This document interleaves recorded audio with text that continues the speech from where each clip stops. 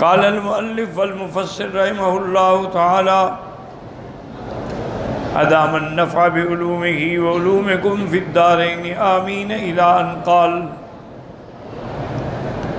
يقول تعالى هذا الذي أمرناك به من الأخلاق الجميلة ونهيناك عنه من الصفات الرذيلة مما أوحينا إليك يا محمد لتأمر به الناس. اللہ نے فرمایا کہ جو ہم نے آپ کو اخلاق جمیلہ کی ہدایات دی ہیں اور بری صفتوں سے صفت رذیلہ سے منع کیا ہے، جو ہم نے آپ کی طرف وحی فرمائی تاکہ لوگوں کو آپ یہ عمل فرمائیں کہ اچھی صفتیں اختیار کریں اور بری صفتوں سے بچیں. فلا تجعل مع اللہ الہا آخر وتلقى في جہنم ملوما مدحورا. ای تلومک نفسک ویلومک اللہ والخلق. اللہ کے ساتھ کسی کو معبود نہ ٹھہرائیں ورنہ یہ عالم ہوگا کہ تم اپنے نفس پر بھی ملامت کرو گے، اللہ بھی ملامت کریں گے، اللہ کی مخلوق بھی ملامت کریں گے، تو تم ملامت یافتہ اور مدحوراً مبعداً من کل خیر، ہر بھلائی سے دور ہو جاؤ گے. وقال ابن عباس وقتادہ مدحوراً معنی مطرودا. اب مفسر فرماتے ہیں کہ والمراد من هذا الخطاب الامت بواسطۃ الرسول صلی اللہ علیہ وسلم. اس آیت میں جو خطاب ہے دراصل یہ حضور کے واسطے سے امت کو خطاب ہے. کیوں؟ فإنہ صلوات اللہ وسلامہ علیہ معصوم. اللہ کے پیغمبر تو ہر گناہ سے معصوم ہیں، وہ تو صرف شرک سے نہیں بلکہ کبائر اور صغائر سے بھی معصوم ہیں. تو اس لیے کبھی کبھی خطاب جو ہوتا ہے وہ حضور کو ہوتا ہے، لیکن حضور کے واسطے سے مراد امت ہوتی ہے. افاصفاکم ربکم بالبنین واتخذ من الملائکۃ اناثا انکم لتقولون قولا عظیما. یقول تعالی رادا علی المشرکین الکاذبین الزائمین علیہم لعائن اللہ. اللہ تعالیٰ مشرکین کا رد کرتے ہیں جو جھوٹے ہیں، غلط گمان کرتے ہیں، جن پہ اللہ کی لعنتیں ہوں کہ ان الملائکۃ بنات اللہ، کہ فرشتے جو ہیں وہ اللہ کی بیٹیاں ہیں.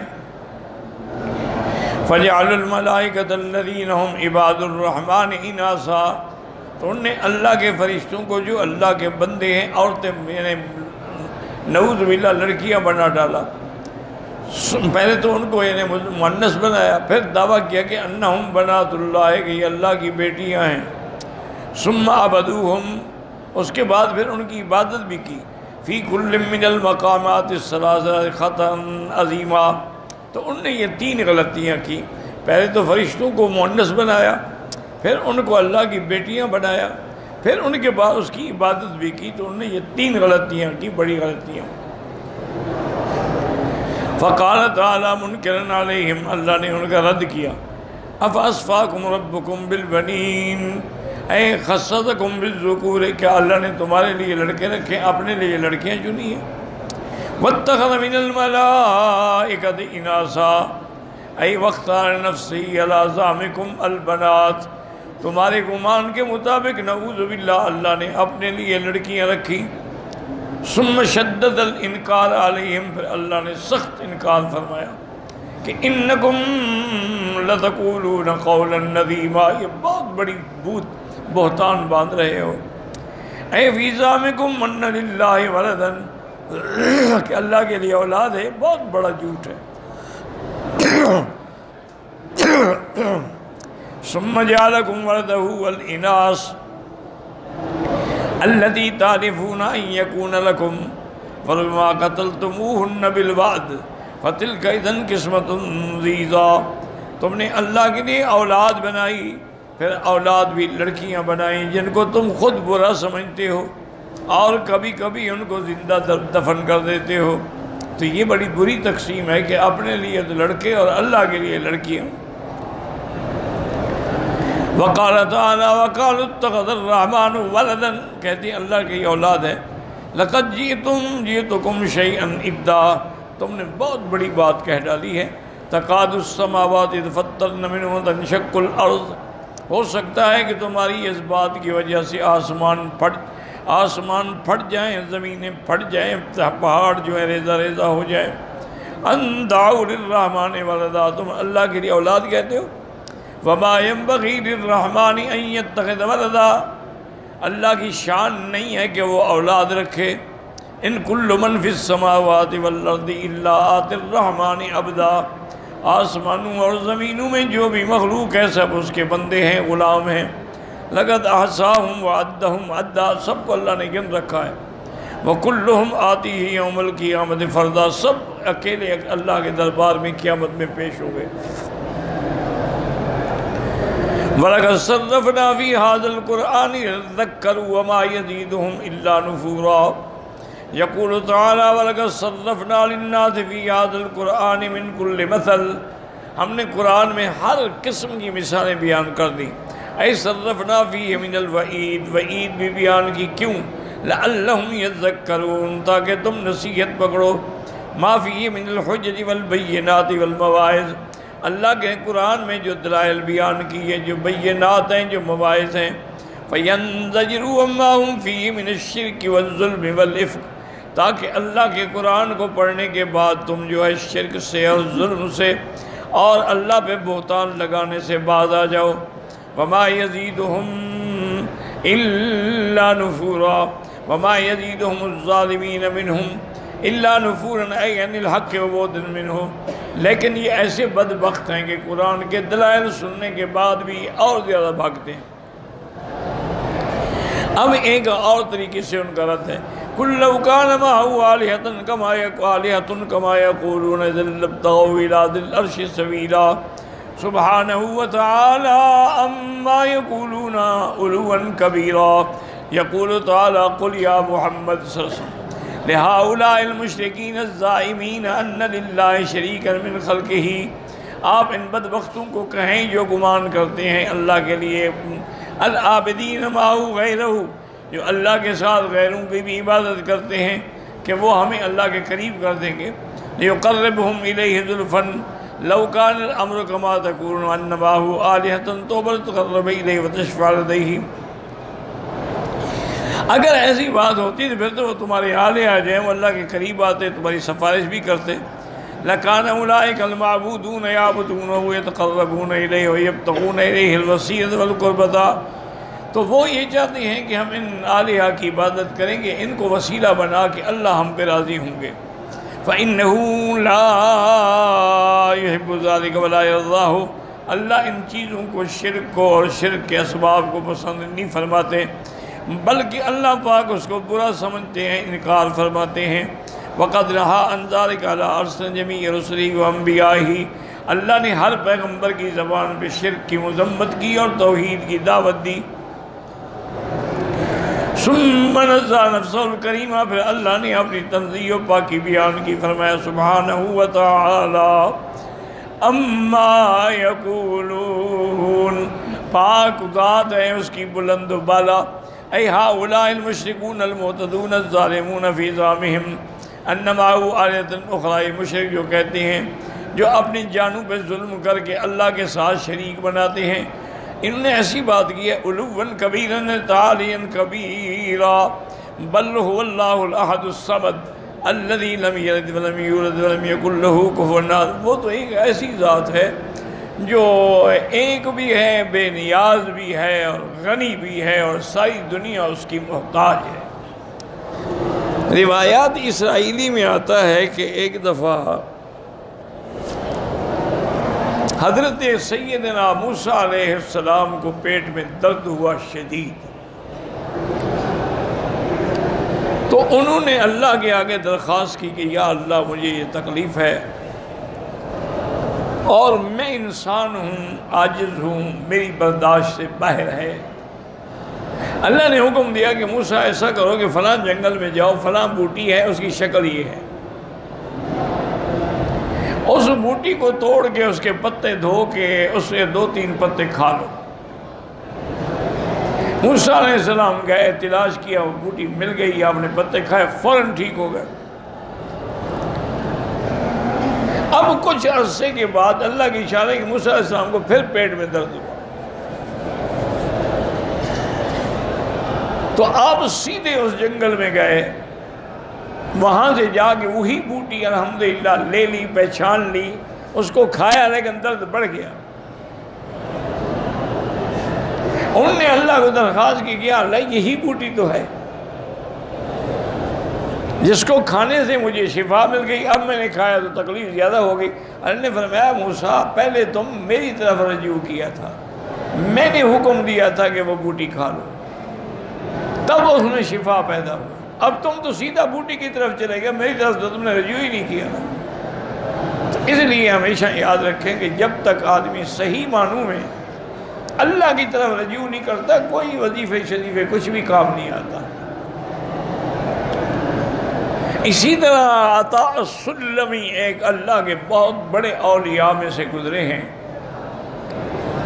وہ فرماتے ہیں کہ جس شہر میں میں تھا وہاں اتنا زور کا قحط پڑ گیا کہ زمینیں بنجر ہو گئیں اور پینے کے پانی جو تھے وہ بھی ملنا مشکل ہو گئے۔ تو میرے پاس آئے، میں نے کہا ٹھیک ہے، سب کٹھے ہو کے باہر نکلتے ہیں اور صلاۃ استسقاء پڑھتے ہیں اور اللہ سے دعا کرتے ہیں۔ کہتے ہیں کہ ہم نکلے تو راستے میں نے دیکھا کہ قبرستان کے کنارے پر سعدون ایک تھا، اس کو مجنون کہتے تھے، دیوانہ، مجذوب تھا وہ۔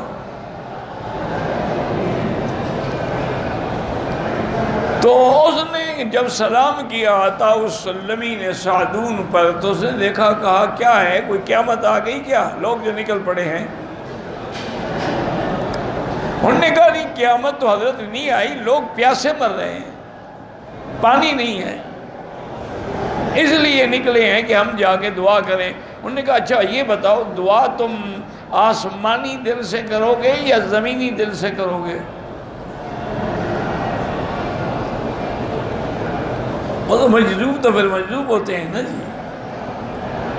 تو انہوں نے کہا نہیں حضرت انشاءاللہ ہم آسمانی کے دل سے کریں گے۔ انہوں نے کہا کہ نہیں، دل تمہارے زنگ آلود ہو چکے ہیں، ان پہ گناہوں کی میل جم چکی ہے، کھوٹے پیسے اللہ کے ہاں نہیں چلتے، جب تمہاری پونجی کھوٹی ہے تو کیا لینے جا رہے ہو؟ تو حضرت عطاء السلمی بھی خود بہت بڑے ولی تھے، انہوں نے کہا کہ حضرت ٹھیک ہے، ہم کھوٹے ہیں، ہم برے ہیں، ہم گندے ہیں، لیکن بندے تو ہم اسی کے ہیں نا، کہاں جائیں؟ کہتے ہیں ایسے آسمانوں کی طرف دیکھا، وہ کہنے لگا یا رب بے اسمائک المکنون و بے خزائنک المخزون، یا اللہ جو تم نے اپنے نام چھپا رکھے ہیں نا اور خزانے چھپا رکھے، ان کی وجہ سے میں مانگتا ہوں بارش دے دے غریبوں کو۔ عطاء السلمی فرماتے ہیں اللہ کی شان ہے کہ ابھی انہوں نے ایسے آنکھیں نیچے نہیں کی کہ بارش آ گئی۔ تو اصل وجہ کیا ہے کہ مانگنے والا سچے دل سے مانگے۔ جب تک ہمارے دلوں کی اصلاح نہیں ہوگی اور کیسے ہوگی؟ وہ ہوگی اللہ والوں کی صحبت سے۔ ایک میرے جیسا کوئی مولوی حضرت تھانوی رحمۃ اللہ علیہ کی خدمت میں آ گیا، آپ نے فرمایا کہ بھائی کسی اللہ والے کی صحبت میں رہ کے ذکر کیا کرو۔ اس نے کہا حضور ذکر کا قرآن میں حکم ہے، ذکر کا تو اپنا فائدہ ہے، پھر کسی اللہ والے کی کیا ضرورت ہے کہ اس کی صحبت میں بیٹھ کے میں ذکر کروں؟ ذکر تو ذکر ہے نا اللہ کا۔ آپ سمجھ گئے کہ اس کو بات سمجھ نہیں آئے گی۔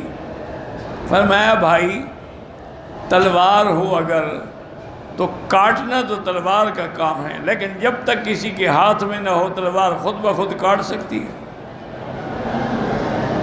پھر جی نہیں۔ انہوں نے کہا جب تلوار بغیر ہاتھ کے نہیں کاٹ سکتی، انسان بھی بغیر اللہ والے کی صحبت کے ذکر میں اصلاح نہیں ہو سکتا۔ اسی لیے اللہ نے ہمیں حکم دیا ہے کہ سچے لوگوں کے ساتھ رہیں، صالحین کی صحبت میں رہیں۔ اس لیے اب آپ دیکھیں نا جی کہ الحمدللہ ثم الحمدللہ، اللہ سب کو نیک بنائے، سب کو صالح بنائے۔ تبلیغی جماعت والے بیچارے کو علماء تو نہیں ہوتے نا، ان میں عالم تو کوئی خال ہی ہوگا نا بیچارہ، وہ تو سارے راستے سے پکڑے ہوئے لوگ ہوتے ہیں، کوئی دکاندار ہے، کوئی انجینئر ہے، کوئی کچھ ہے، کوئی کچھ ہے، کوئی کچھ ہے، وہ جماعت بن گئی، ایک امیر بن پیا، چل پڑے۔ لیکن ان کے ساتھ جو آدمی جاتا ہے نا، ذرا چلہ لگا لے، وہ انسان بن جاتا ہے، لباس بھی سنت کے مطابق، کھانا پینا بھی سنت کے مطابق، وہ حرام کے بھی قریب نہیں جاتا، گناہوں کے بھی، وہ کیسے اصلاح ہو جاتی ہے؟ وجہ وہی ہے کہ اللہ والوں کی صحبت کا اثر ہو، اس کی وجہ سے انسان کی اصلاح جو ہے وہ جلدی ہو جاتی۔ اسی لیے حضرت گنگوہی رحمت اللہ علیہ، حضرت نانوتوی رحمت اللہ علیہ، اتنے بڑے لوگ جو تھے، وہ علماء کو فرماتے تھے کہ بھی اب تم نے علم تو پڑھ لیا ہے، تم نے اپنی علم مکمل کر لیا ہے، لیکن کسی اللہ والے کی صحبت میں نہیں رہو گے تو اس علم کا فائدہ شیدہ کوئی نہیں ہوگا۔ تو اس لیے اللہ نے فرمایا کہ دیکھو یہ بدبخت کیسی باتیں کر رہے ہیں، حالانکہ میری شان تو اتنا بلند ہے کہ تسبح لہ السماوات السبع والارض ومن فیہن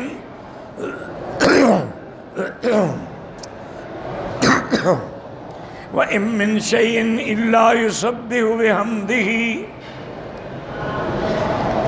وَلَكِن لَّا تَفْقَهُونَ تَسْبِيحَهُمْ إِنَّهُ كَانَ حَلِيمًا غَفُورًا۔ يقول تعالیٰ تقدس السماوات السبع والارض من فیہن، کہ آسمان اور زمین اور ان میں جو بھی مخلوق ہے سب اللہ کی پاکی بیان کر رہے ہیں، سب اللہ کا ذکر کر رہے ہیں، اللہ کی تقدیس و تنزیہ بیان کر رہے ہیں، فرشتے ہیں، انسان ہیں، جن ہیں، ہر مخلوق اللہ کی تسبیح بیان کر۔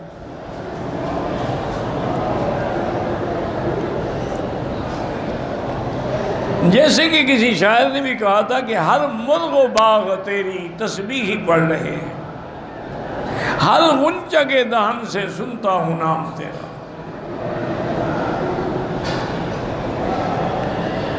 تو فرمایا کہ اے من المخلوقات وتنزہ و تعظیم و تبجل و تکبر کما یقول ہؤلاء المشرکین وتشہد له بالوحدانیت فی ربوبیتہ و الوہیتہ، یہ سب چیزیں اللہ کی تعظیم بیان کر رہی ہیں، اللہ کی عظمت بیان کر رہی ہیں، اللہ کی وحدانیت پہ، الوہیت پہ، ربوبیت کے ہر چیز دلالت کر رہی ہے۔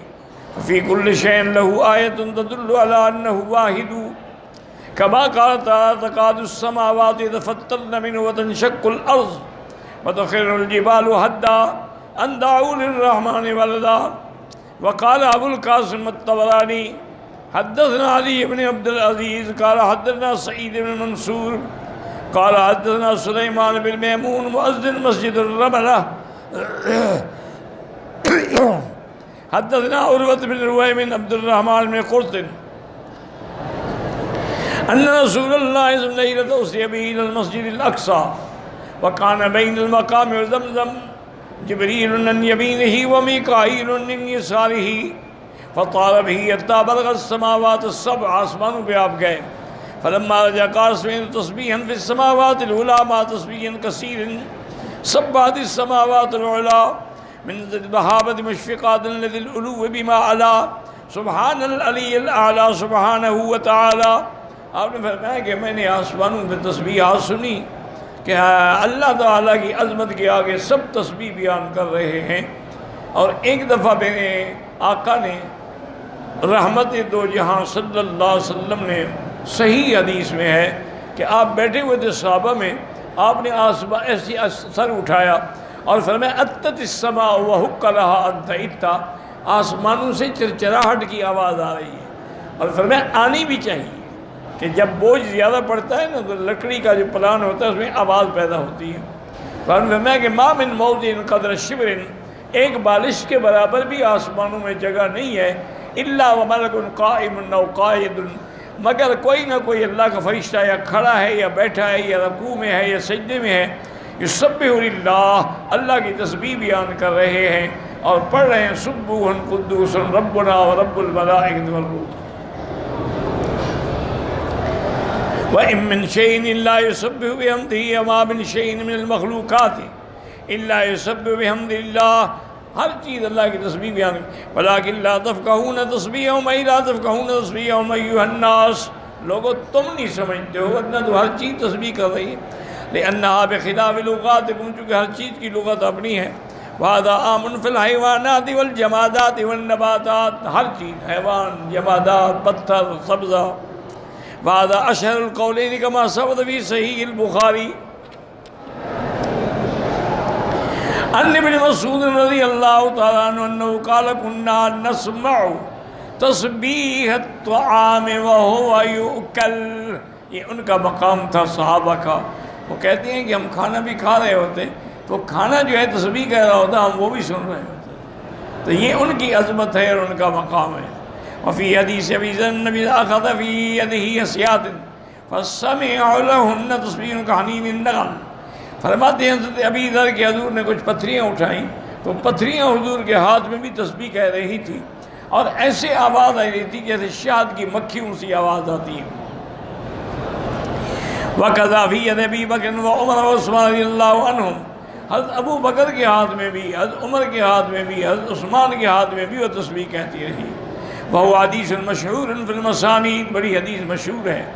وقال امام احمد حدثنا حسن قال حدثنا ابن لہیعۃ قال حدثنا عن انصار معاذ عن ابن انس النبی رضی اللہ عنہ عن رسول اللہ انه دخل على قوم وهم وقوف على دواب لهم رواحل، حضور گئے دیکھا کہ قوم کچھ لوگ ہیں کھڑے ہیں، جانور بھی ہیں، ان کی سواریاں بھی ہیں، فقال لهم اركبوها سالمة وادعوها سالمة ولا تتخذوها كراسي حديثكم في الطرق والاسواق، اور فرمایا سلامتی کے ساتھ جاؤ، سلامتی کے ساتھ آؤ، یہ نہیں ہے کہ جانوروں کے پاس بیٹھے رہو، تمہارے لیے کرسی ہے۔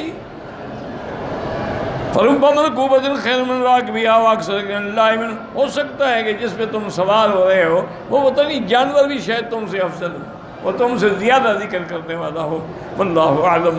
اللہم اجعلنا من الذاکرین، اللہم اجعلنا من الشاکرین، اللہم اجعلنا برحمتک یا ارحم الراحمین، اشفنا واشف مرضانا ومرضى المسلمین۔